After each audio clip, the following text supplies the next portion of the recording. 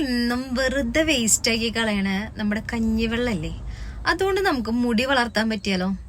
ചുമ്മാ പറയണതല്ല കേട്ടോ, അടിപൊളി റിസൾട്ടാണ്. നമുക്കൊന്ന് നോക്കാം. എങ്ങനെയാണെന്ന് അറിയണ്ടേ നിങ്ങൾക്ക്? ഹായ് ഡേഴ്സ്, ഞാൻ സുകന്യപടി, hair donation record holder and the founder of Ujira herbals.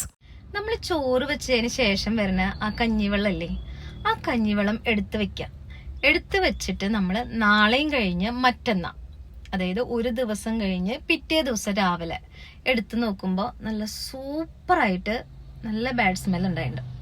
അതാണ്, അങ്ങനെ ബാഡ് സ്മെല്ലുള്ള ആ കഞ്ഞിവെള്ളമാണ് നമുക്ക് ഉപയോഗിക്കേണ്ടത്. ആ കഞ്ഞിവെള്ളം നമ്മൾ ഒരു ഗ്ലാസ് കഞ്ഞിവെള്ളം എടുക്കുകയാണെന്നുണ്ടെങ്കിൽ 2 ഗ്ലാസ് നമ്മുടെ നോർമൽ വാട്ടർ അതിൽ ആഡ് ചെയ്യണം, അതായത് നോർമൽ വെള്ളം അതിൽ ആഡ് ചെയ്യണം. എന്നിട്ട് അത് മിക്സ് ആക്കിയതിന് ശേഷം ആ കഞ്ഞിവെള്ളവും നമ്മുടെ നോർമൽ വാട്ടറും കൂടി മിക്സ് ആക്കിയിട്ടുള്ള വെള്ളം നമ്മുടെ തലയിലേക്ക് ഇങ്ങനെ ഒഴിച്ചുകൊണ്ടിരിക്കുക. നമ്മൾ ഈ കഞ്ഞിവെള്ളം തലയിൽ കൂടെ ഇങ്ങനെ ഒഴിച്ചു കൊടുക്കുക നന്നായിട്ട്. എന്നിട്ട് നന്നായി മസാജ് ചെയ്യുക. മസാജ് ചെയ്ത് വീണ്ടും അതിങ്ങനെ ഒഴിക്കുക, അത് കഴിയണ വരെ ഒഴിക്കുക. അങ്ങനെ നമ്മൾ ആഴ്ചയിൽ 2 തവണ നമ്മൾ ഈ കഞ്ഞിവെള്ളം നമ്മുടെ സ്കാൽപ്പിലേക്ക് ഇങ്ങനെ ഒഴിച്ച് മുടി കൂടെ ഒഴിച്ചു കൊടുക്കുകയാണെന്നുണ്ടെങ്കിൽ സ്കാൽപ്പിൽ നമുക്ക് നന്നായിട്ട് ഹെയർ ഗ്രോത്ത് ഉണ്ടാവും ചെയ്യും. അതുപോലെ തന്നെ മുടിക്ക് ഷൈനിങ് ഉണ്ടാവാനും അതുപോലെ സ്മൂത്ത് ആവാനും ഏറ്റവും ബെറ്റർ ഒരു ടിപ്സ് ആണ് കേട്ടോ. നിങ്ങളൊന്ന് ട്രൈ ചെയ്ത് നോക്കിയൊക്കെ. കൊറിയക്കാര്, ജാപ്പനീസ്, ഇവരൊക്കെ വർഷങ്ങളോളായിട്ടും കണ്ടിന്യൂസ് ഉപയോഗിച്ച് പോരുന്ന ഒരു ഹെയർ ടിപ്സ് ആണിത്.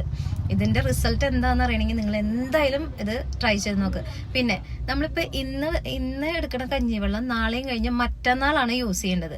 അതായത് അതിനൊരു പുളിച്ച മണം വരും, പുളിപ്പിക്കാന്ന് പറയും, ആ ഒരു ബാഡ് സ്മെൽ വരും. അപ്പോഴാണ് അതിന്റെ ഗുണം വരുന്നത്. പിന്നെ കഞ്ഞിവെള്ളം എത്ര ഉപയോഗിക്കണോ അത്രത്തോളം ഗുണം കൂടുതലാട്ടോ മുടിക്ക്. അപ്പൊ എന്തായാലും നിങ്ങൾ അതൊന്ന് ട്രൈ ചെയ്യണം. അപ്പോൾ എന്റെ വീഡിയോ ഇഷ്ടമായെങ്കിൽ നിങ്ങൾ നിങ്ങളുടെ ഫ്രണ്ട്സുകൾക്ക് അയച്ചു കൊടുക്കാൻ മറക്കരുത്.